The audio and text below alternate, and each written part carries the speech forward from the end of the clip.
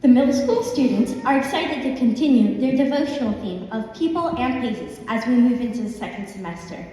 We will be studying about various missionaries, past and present, and the people and places they served. We began our study with Eric Liddell, a Scottish Olympic champion who became a missionary to China. You may be familiar with him from the Oscar-winning movie Chariots of Fire. We hope you enjoy this skit showing some of what he had learned about God's servant, Eric Liddell. Good evening, Scotland. This is Angus McDuff, your national sports announcer, here today with a breaking news story. Monday, July 13, 1925. It's 5 p.m. and we're outside the residence of Scotland's most famous athlete, Eric Liddell, better known as the Flying Scotsman. Eric will be leaving soon for the long journey to China.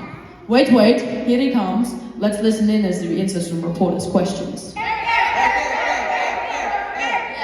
Eric, you're the fastest man in Scotland. You can stay here and keep on winning medals. Are you leaving Scotland for China? Why? I believe that God is calling me to run a different kind of race. I believe He wants me to tell the people of China the good news of Jesus Christ. I will be taking up a position as a chemistry teacher at the Anglo-Chinese College in Tencin, China.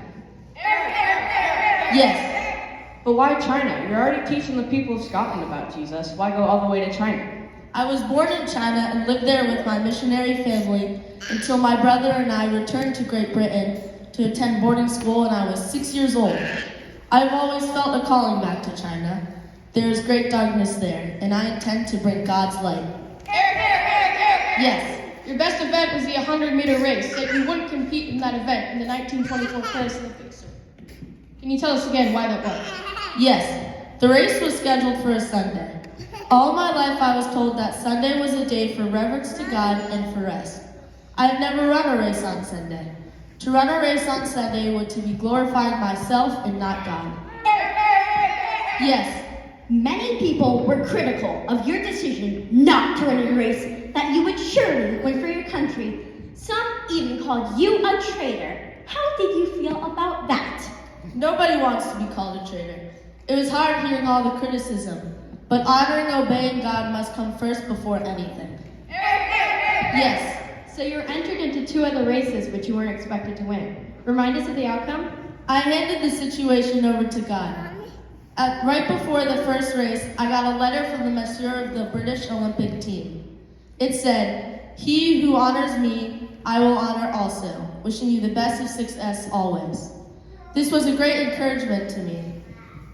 I won a bronze medal in the 220-meter race, and I won gold in the 400 meters. I also set a world record.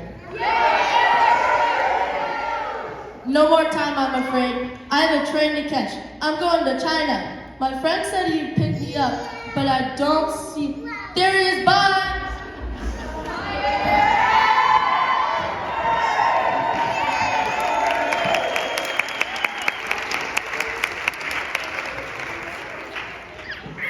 A world record holder,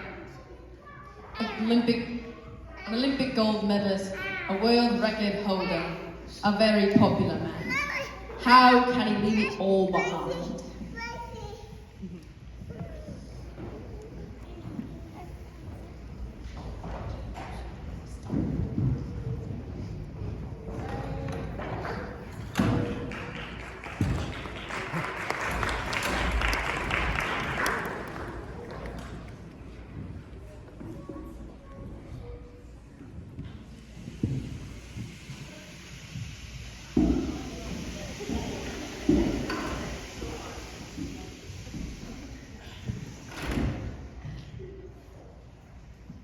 Good evening, Scotland. This is Angus McDuff, your national sports announcer, here to commemorate the tragic anniversary today, February 21st, 1946, the death of Eric Liddell. Today, the anniversary of the death of Eric Liddell, the Flying Scotsman. As most of you know, Eric had a long time service to the people of China before World War II broke out. He used his incredible running talent to bring sick and injured people to the mission hospital where he and his brother worked. He never missed an opportunity to tell others about Jesus Christ, the real reason he left everything for China. As many of you know, Eric spent the last 2 years of his life in a Japanese prison camp, along with many other European and British people who were living and working in China when Japan took over. Here today, we have two special guests, two of the young people at the YC prison camp. Welcome. What can you tell us about life in the prison camp? Life was hard in the prison camp. There were rats and flies everywhere, and there wasn't much food, and even if there was, it was very unappetizing. The Japanese made us work, but there was also free time. One problem was that every day was the same, and it could get boring. Sometimes people lost their tempers and became angry with each other. How did Eric Liddell fit into camp life? We called him Uncle Eric. Life would have been unbearable in the camp without him, especially for us kids. He taught us chemistry and other school subjects. He organized games and races. He taught us Bible study. But most importantly, he talked to us about Jesus. Can you tell us what happened when Uncle Eric died? It is a little hard to talk about, but since I know that Uncle Eric is with Jesus, I know he couldn't be happier. That makes it a little easier. One day, Uncle Eric grew sick. He became weaker and weaker until he died. The doctors discovered he died of a brain tumor. We had a funeral for him. Almost everyone at the camp came. We sang his favorite hymn, "Be Still My Soul." He is buried at the camp.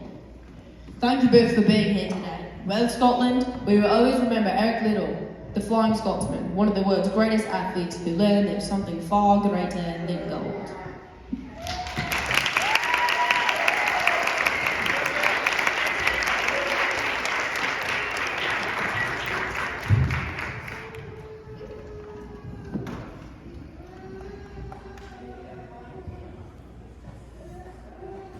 Thanks everyone for coming today. Just a couple of reminders or things to look out for.